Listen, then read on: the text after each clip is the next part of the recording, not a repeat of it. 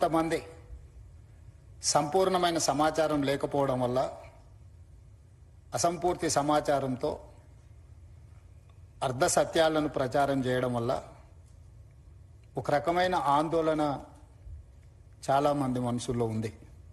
అందుకే ముఖ్యమంత్రిగానే కాదు, మున్సిపల్ శాఖ మంత్రిగా ఈ శాఖను నిర్వహించేటప్పుడు ప్రజలు ఒక బాధ్యతతో, ఒక నమ్మకంతో, ఒక విశ్వాసంతో మమ్మల్ని నమ్మి అధికారాన్ని అప్పచెప్పినప్పుడు ఈ అధికారాన్ని కాపలాదారుగా ఉపయోగించడమే తప్ప ఈ అధికారాన్ని ప్రజల మీద ఆధిపత్యం చెలాయించడానికి, వినియోగించడానికి ప్రభుత్వం సిద్ధంగా లేదు అని చెప్పడానికే ఈ ఒక ప్రయత్నం చేయడం జరిగింది.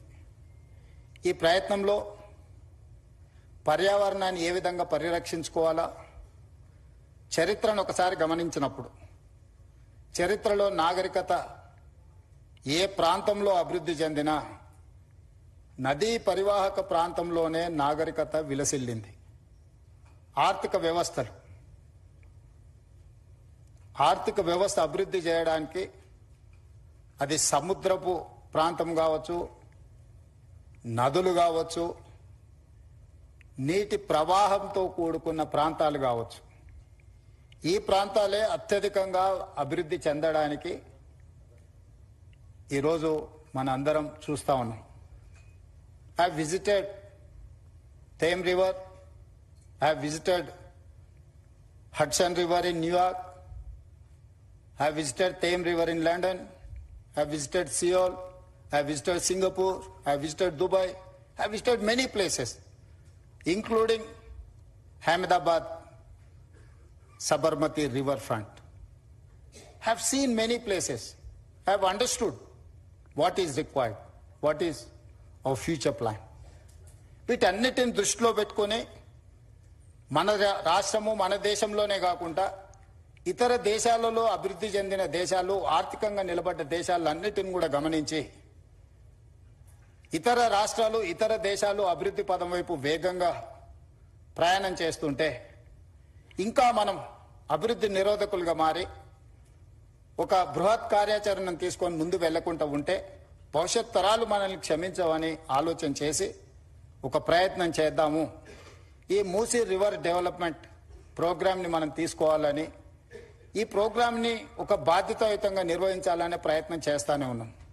దాదాపుగా 27 నెలల మా ప్రభుత్వ ఏర్పాటు తర్వాత దాదాపుగా 2 సంవత్సరాల నుంచి నిరంతరం కొన్ని వందల వేల గంటలు నేను అధికారులతో కానీ, ఎక్స్పర్ట్స్తో కానీ, ఫైనాన్షియల్ కన్సల్టెంట్స్తో కానీ, ఎన్విరాన్మెంట్ కన్సల్టెంట్స్తో అందరితో కూర్చొని క్షుణ్ణంగా ప్రతి ఒక్క అంశాన్ని ఏ విధంగా ముందుకు తీసుకెళ్ళాలి, ఏ విధంగా ఈ రాష్ట్రాన్ని, ఈ నగరానికి ఒక గొప్ప చరిత్ర ఉంది.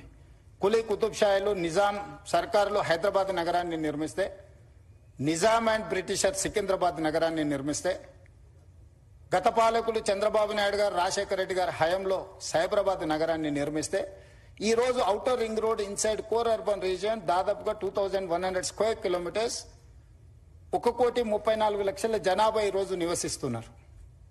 ఇంత జనాభాకు అవసరమైన తాగునీరే కానీ, పరిశ్రమలకు కానీ, అభివృద్ధి కోసం ఏ రకమైన ప్రణాళికలు చేపట్టాలన్న ఆలోచన చేసినప్పుడు కృష్ణానది జలాలను, గోదావరి నది జలాలను ఈ ప్రాంత ప్రజల యొక్క దాహార్తిని తీర్చడానికి స్వతంత్ర భారతదేశంలో మనం ప్రయత్నం చేసినాం.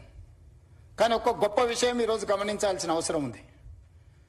నిజాం రాజు అయి ఉండొచ్చు, చక్రవర్తి అయి ఉండొచ్చు, నిజాం గారి మీద రకరకాల అభిప్రాయాలు చాలా మందికి ఉండొచ్చు, చాలా మంది నిజాం పరిపాలన ఒప్పుకొని ఉండొచ్చు, ఒప్పుకోకపోయి ఉండొచ్చు. కానీ నిజాం ఒక విషయంలో మనందరం ఈరోజు ఆదర్శంగా తీసుకొని అభినందించాల్సినంత గొప్ప పనులు చేశాం.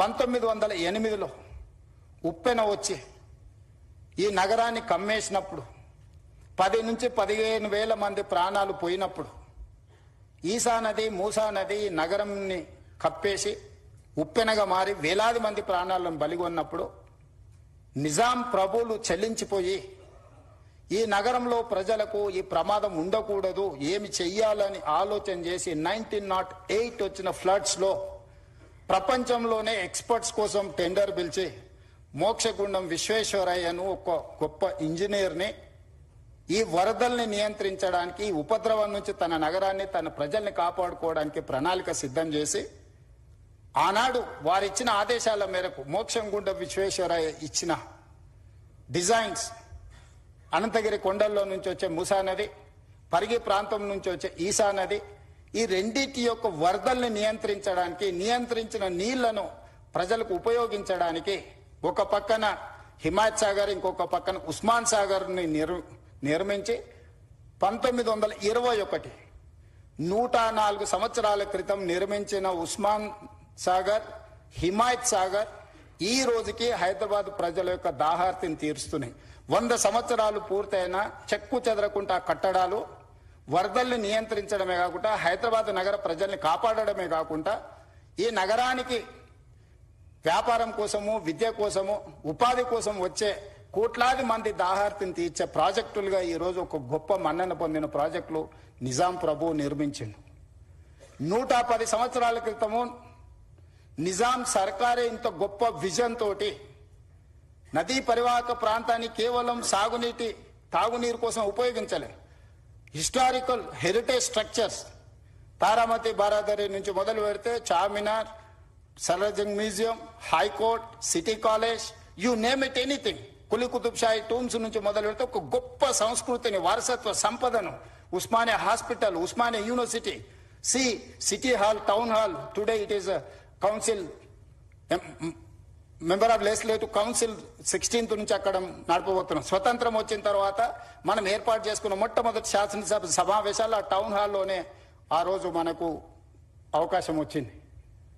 ఈ విధంగా ఒక గొప్ప వారసత్వ సంపదను, ఒక గొప్ప గుర్తింపును ప్రపంచంలోనే ఒక మేటి నగరంగా నిజాం సర్కారు మనకు అందించిన ఈ హైదరాబాద్ నగరాన్ని ఇలాగే వదిలేద్దామా? ప్రపంచంలో జరుగుతున్న పరిణామాలు, పర్యావరణ మార్పులను పరిగణలోకి తీసుకోవాల్సిన అవసరం ఉన్నదా లేదా మనందరం ఆలోచించాలి.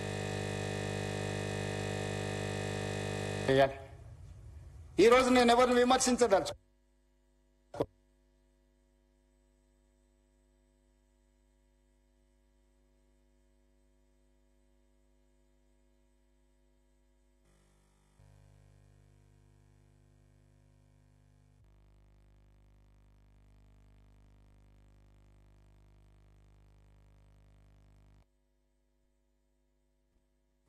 విమర్శించిన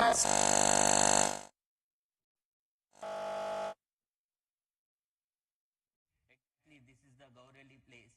From here to here, this is 43 kilometers. And from here, Usman Sagar and Himayat Sagar, if we take these two rivulets and this is 34 kilometers, makes total 55 kilometers. Musi is coming from Anantagiri Hills, 55 kilometers up to Usman Sagar. Again 55 kilometers of river. We is on Musa.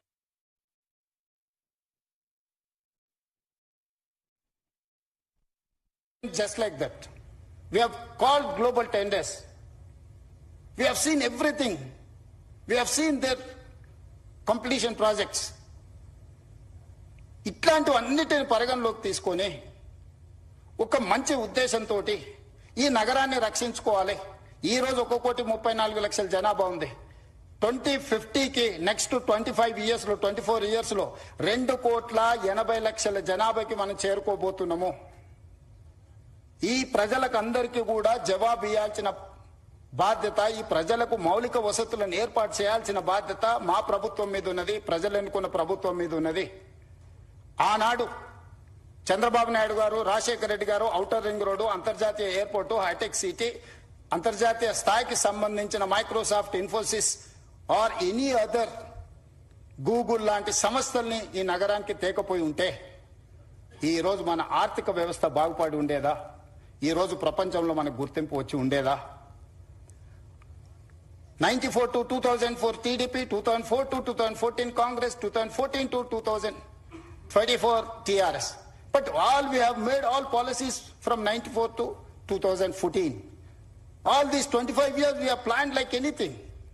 We may have a political differences, we may have a issue-based arguments, but we have not defeated our policies.